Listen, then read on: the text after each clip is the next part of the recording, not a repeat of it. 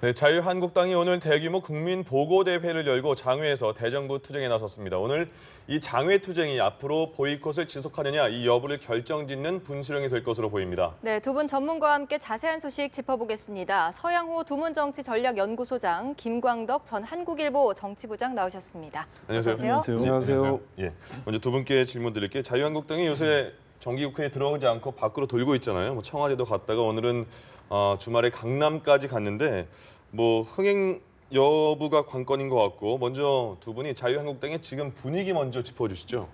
뭐 첫 장애 집회는 언제나 성황리에 치러집니다. 아마 예. 오늘도 제가 모르긴 몰라도 가을 운동회 같을 정도로 설레는 마음으로 다 오랜만에 모여서 마음껏 현 정부에 대해서 비판도 하고 대선 이후 움츠러들었던 그 보수 그 야당들의 답답한 심정을 토로할 텐데 예. 문제는 이제 첫 장애 집회 그 다음부터입니다. 그러기 위해서는 이 장애 집회가 뭐 진보 정당인 그 현 민주당이라든가 정의당만의 전유물이 아니기 때문에 자유한국당도 뭐 저는 필요에 따라서는 보이콧도 할 수 있고 장애투쟁도 할 수 있었다는 생각이 듭니다. 그러나 무엇보다 중요한 것은 그것을 지속적으로 하기 위해서는 국민적인 명분과 실효성 여부 이 두 가지가 있어야 되는데 예. 명분 측면에서 제가 볼 때는 언론 장악 음모라고 하는 건 이미 MBC 사장이 법원에 검찰에 자진 출석을 해버렸기 때문에 언론 문제에 대해서는 명분이 별로 없을 것 같고 안보 문제도 사드가 배치되고 이미 국회에서 이 문제를 다루자고 핵 문제에 대한 규탄 결의문까지 채택하지 않았습니까? 예. 그래서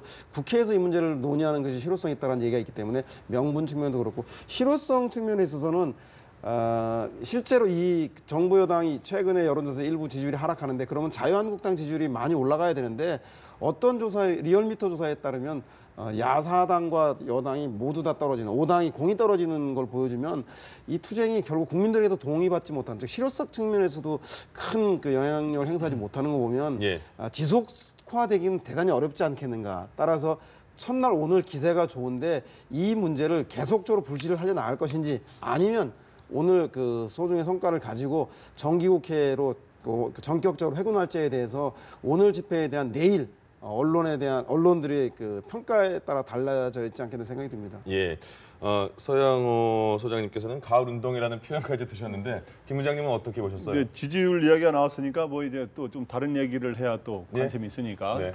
근데 이제 자유한국당이 과연 이 장외 집회에 몇 사람이 모이느냐도 중요하지만 예. 국민의 과연 지지를 받을 수 있느냐 이게 중요한 건데 최근 여론조사에서 아까 리얼미터 조사에서는 공히 여야 정당이 다 지지율이 조금씩 떨어졌고 그런데 이제 갤럽 조사에도 또 자유한국당이 처음으로 갤럽 조사는 자유한국당 지지율이 굉장히 낮게 나왔었거든요. 그 갤럽 예. 보통 이제 리얼미터 조사는 15, 16% 나왔었는데 갤럽 조사는 10% 이상 나온 적이 없었는데 이번에 처음으로 10% 이상으로 나왔어요. 예. 그래서 두 자릿수 처음으로 갔다는데 두 갈래가 있으니까요. 그거 갖고 이제 민심이 어떠냐를 판단하기는 쉽지 않은 것 같고 어떻든 오늘 장외 집회는 그 자유한국당으로 보면은 자기의 몸에 맞지 않는 옷을 입은 셈이죠. 왜냐하면 이제 그동안 여당만 주로 하다가 12년 만에 대규모 장외 집회입니다. 오늘. 좀 어색하군요. 예, 그래서 어색한데 그거 치고는 최근에 이 어디에 이제 항의 방문이나 하는 거 보면 소속 의원이 107명 중에서 보통 이제 그 집회에 참여하는 의원들이 한 80여 명이 되더라고요 보니까 그런 거면 뭐 그런 대로 많이 참석하는 것 같고 오늘 장외 집회는 본인 그 당의 주장으로는 한 동원해가지고 한 3만 명은 모이게 한다 이렇게 했는데 좀 전에 집회 이제 사진을 보니까 예. 어떻든 뭐 아주 적은 숫자가 모인 건 아니고 그렇다고 해서 뭐 대단한 숫자가 모인 건 아닌데 어떻든 그냥 보통의 숫자는 최소한 모인 것도 뭐 숫자는 정확히 모르겠습니다만 예. 그래서 그런데 그러한 뭐 얼마나 모이냐가 중요한 게 아니라 과연 이게 국민들한테 어떻게 비춰지느냐인데 제가 보기에 장외 집회가 분명한 거는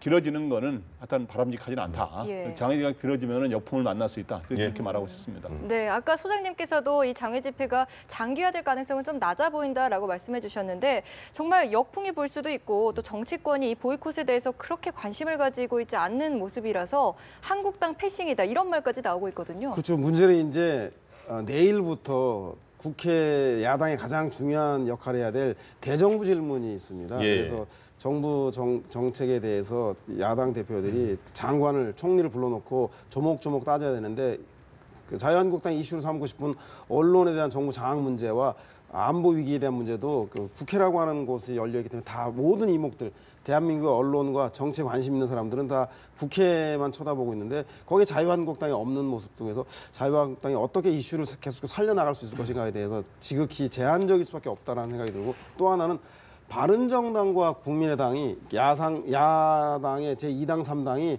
이 자유한국당의 오늘 장애 집회와 보이콧에 대해서 아주 원색적인 비난을 하고 있습니다. 예. 따라서 국회에서 효율적으로 하기 위해서는 제1야당인 자유한국당이 바른정당과 국민의당을 주도해 나가서 야3당의 공조연대를 강화해야 되는데 오히려 자유한국당이 고립되고 있는 상황이기 때문에 제가 볼 때는 본격적인 국회가 가동되고 있는 대정부 질문과 상임위 활동을 제쳐두고 계속적으로 장애투쟁의 동력을 회복할 수 있을 것인가. 저는 9월 중순 이내에 자유한국당이 정부 여당에서 민주당에서 어떤 명분을 주어준다면 예. 바로 회군할 가능성이 매우 높아 보인다는 생각이 듭니다. 예. 국회를 버리고 나서 제1야당이 할 수 있는 것은 지극히 제한적이라는 거 자유한국당이 오늘 장애 집회에서도 아마 뼈저리게 느끼고 있을 거라는 생각이 듭니다. 예. 예. 그 대정부 질문은 이제 내일은 일요일이니까 내일 모레부터 예, 이제 내일 월요일부터. 모레부터 예, 진행이 되는 거겠고요. 말씀하신 것처럼 대정부 질문은 야당에게 정부에게 질의할 판을 깔아주는 거잖아요. 그래서 예. 빨리 돌아와야지 또 이익이 있지 않냐 이런 말씀이신 것 같은데 이 보이콧의 자유한국당 상황 언제까지 끌고 갈 수가 있을까요? 제가 보기에는 이제 오늘 장애 집회 이제 강남구 예. 이제 거기 삼성동에서 연거로 이게 사실 피크점에 장애 집회의 피크점에 다다랐다고 저는 보고요.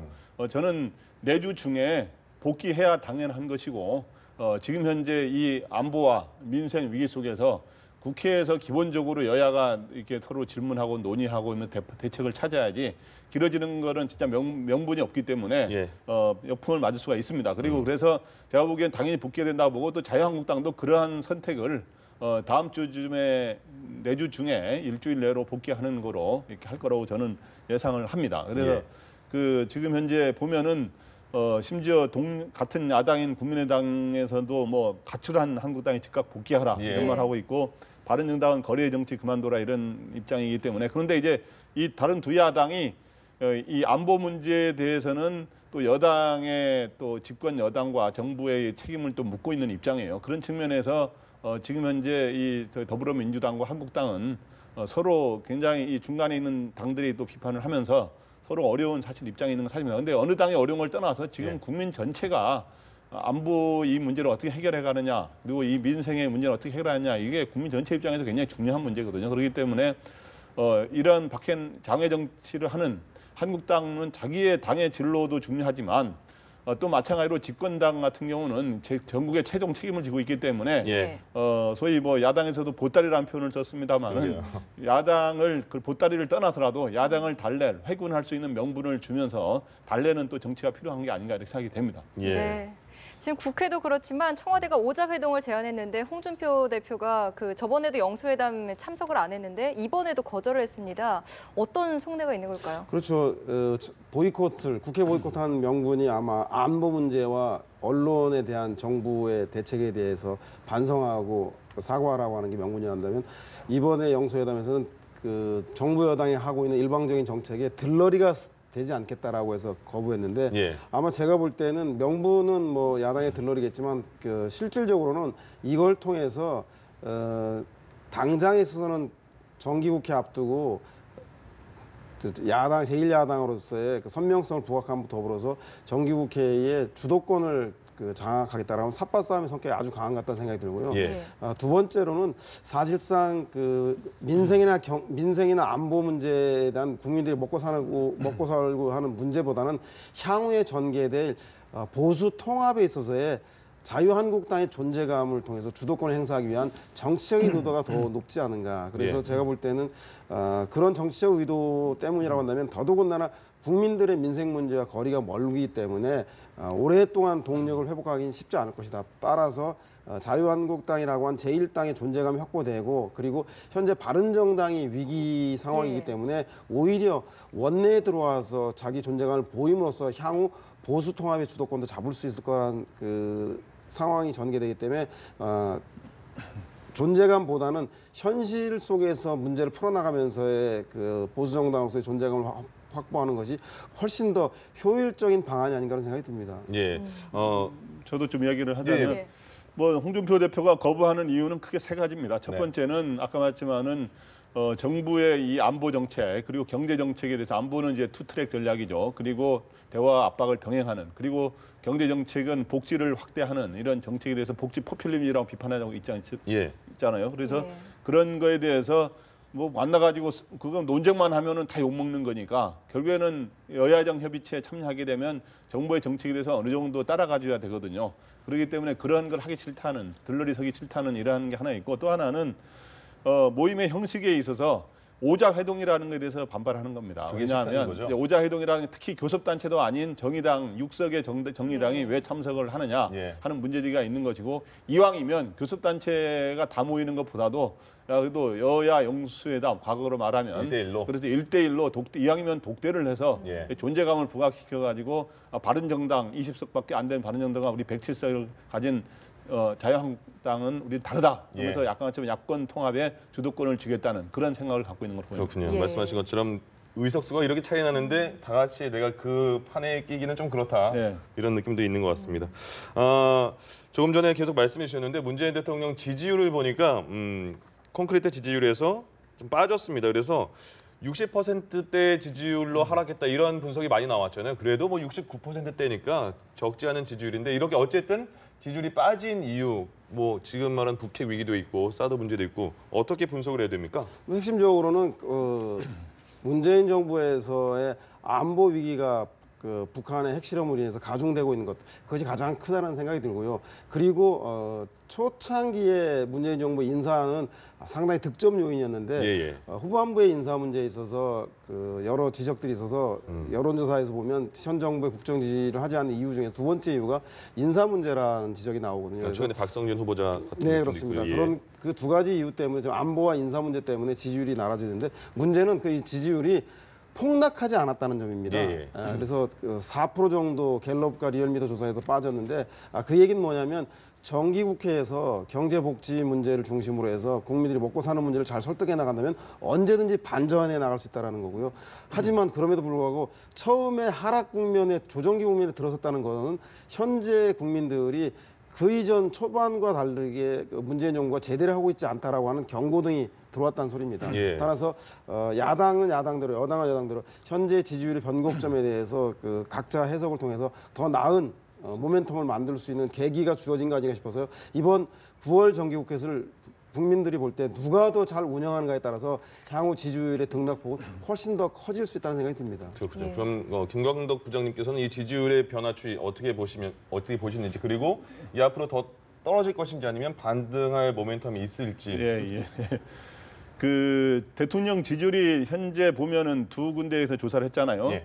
리얼미터는 처음으로 4%가 떨어져가지고 69%가 나왔고 갤럽 조사는 4%가 떨어져서 72%가 나왔으니까 70% 전후가 나온 거죠. 처음으로 60%대가 나왔다는데 이제 의미를 언론들이 부여하고 있는데 어쨌든 이거는 일반적으로는 굉장히 높은 지지율입니다. 그런데 예. 이제 공이 4%가 일주일 사이에 떨어졌다는 점에서 이게 왜 그렇게 이만큼 떨어졌느냐. 과거에는 한 1, 2% 정도 변화밖에 없었는데 그거는 이유가 크게 세 가지입니다. 하나는 북핵 실험의 여파로 인한 안보에 대한 불안감 예. 이런 것들이 그리고 이 안보 정책에 있어서 약간의 일관된 입장이 아닌 이렇게 여러 가지 말의 변화가 있었던 것처럼 비춰진 게 있지 않습니까? 그런 게 있고 또 하나는 두 번째는 이 여야 대치 정국, 야당이 장애투쟁도 하면서 야당에게도 부담되는 것도 있지만 이런 대치 정국에 대해서는 또 여권과 대통령이 항상 부담이 되는 거거든요. 예. 그런 게 하나 있고요. 또 세 번째는 뭐냐 하면 처음으로 지지층이 좀 불만을 가질 수 있는 요인이 발생했다는 겁니다. 예. 지지층이 불만을 가질 수 있는 게 뭐냐 하면 이 사드 배치를 배치. 과거에 대해서는 좀 예. 소극적이고 부정적인 거로 대선 과정에서 말한 거로 비춰졌는데 사드를 실제로 배치하자 진보층 일부에서 그 과거와 말이 다르지 않느냐라고 하는 이런 그 지지층 일부의 이렇게 변화 현상 이런 것들이 겹치면서 떨어졌는데 저는 앞으로는 어떻게 되느냐 두 가지 가능성이 있는 거죠. 그동안도 좀 떨어졌다 올라간 적이 있기 때문에 반등을 시킬 수 있느냐, 좀 지속적으로 좀 하락 국면 조금씩 떨어지는 쪽으로 가느냐. 근데 저는 크게 갑자기 떨어질 가능성은 별로 없다고 보고요. 예. 지속적으로 좀 떨어질 가능성은 있는데 어떻든 현재 반등하더라도 이제 옛날 과거처럼 80%대로 가기는 쉽지가 않죠. 그래서 이제 지금은 현 수준을 조금씩 유지하느냐, 조금 떨어지느냐, 이제 그러한 기로에 놓여 있다고 봅니다. 예.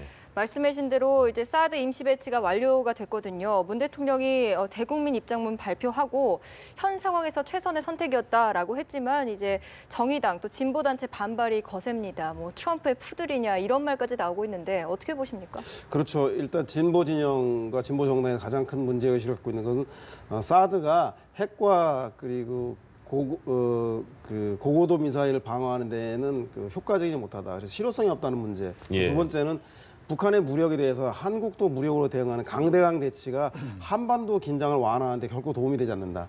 또 하나는 사드가 불필요한 중국이라든가 인접 국가의 갈등을 유발하는 반발하는 유발하는 악재가 될 수 있다는 세 가지이기 때문에 도대체 박근혜 전 대통령과 문재인 현 대통령의 차이가 뭐냐, 우리가 누구를 위해서 대통령을 뽑았냐라고 하는 강한 문제의식을 제기하고 있는데 아마 문재인 대통령이 오늘 얘기했던 것처럼 최선의 조치였다. 그 얘기는 뭐냐면 곧 불가피한 조치란 생각이 듭니다. 그러니까 사드가 사실은 북한의 핵과 미사일을 대응하는 무력 대응, 즉 이런 안보라고 하는 것 이상의 수문이면은 뭐냐면 한미일과 북중러라고 하는 동북아 질서의 세력 균형을 그대로 반영하고 있는 현실이라는 것입니다. 단순하게 안보 이상의 의미가 있다는 거기 때문에 제가 볼 때는 제재나 군사 대응이라는 강경 대응, 또 하나는 뭐 대화나 외교적 수단이라는 유화책들, 이 두 가지 중에 어느 것을 선택하는 것인가가 선택의 양자택일의 문제가 아니라 그런 현실 속에서의 우리가 할 수 있는 최선의 합의를 모아 나가는 것들,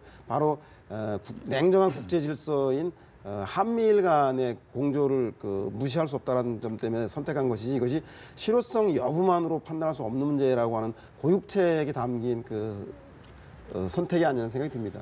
저도 한마디로 얘기하자면 이번에 문재인 대통령은 이 사드 배치 문제에 있어서 본인이 전국 운영에 있어서 굉장히 저는 기로에 놓여 있다 이렇게 생각이 됩니다. 왜 그러냐 하면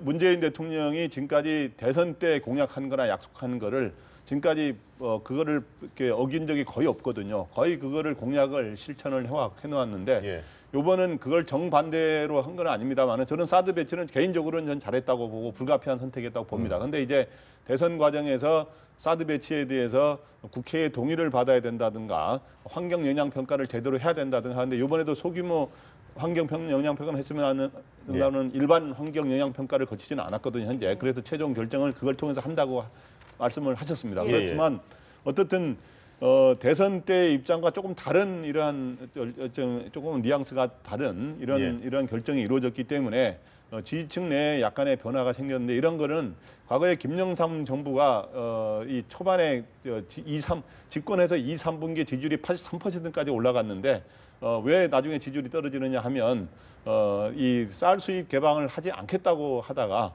쌀 수입을 하지 않겠다 그러다가 그 쌀 수입을 하면서 그 약속을 어긴 대선 약속을 어긴 거라면서 굉장한 지지율이 급락하는 현상이 생겼거든요. 근데 바로 그런 점 때문에 이번은 대선 공약을 완전히 어긴 거는 아닙니다만은 그러한 것들을 잘 메시지 관리를 잘 해가는 게 굉장히 중요하다 이렇게 생각이 듭니다. 추가로 그럼 하나만 더 여쭤볼게요. 문재인 대통령이 말씀하신 것처럼 어젯밤에 대국민 메시지를 전하면서 뭐 말씀하신 것처럼 최선의 조치다 현 상황에서, 그러면서 대국민 메시지를 남겼는데 이게 지금 대통령 취임 이후에 첫 서면 메시지잖아요. 이런 임시 방편이라고는 하지만 이런 임시라는 그 글자에 대해서도 지지층들이 그래도 뭐 흩어지지 않고 다시 모일 수 있을 계기가 될까요?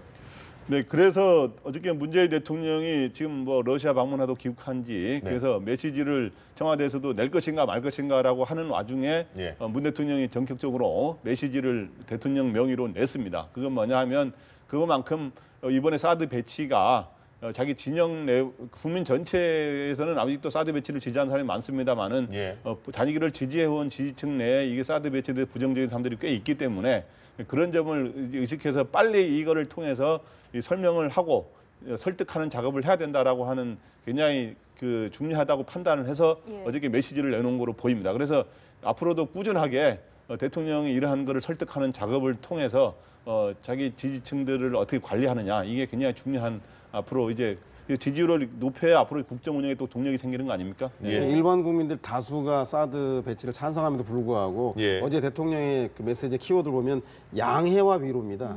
즉 불가피한 점을 이해해달라는 거하고 그리고 예. 과정의 충돌에 대해서 위로하는 거 보면 이 분명하게 지지층을 결속시키기 위한 의미 또한 담겨 있는 게 아닌가 생각이 듭니다. 예, 예. 알겠습니다. 오늘 말씀 여기까지 듣겠습니다. 서양호 두문정치전략연구소장, 김광덕 전 한국일보 정치부장과 함께했습니다. 두 분 고맙습니다. 고맙습니다.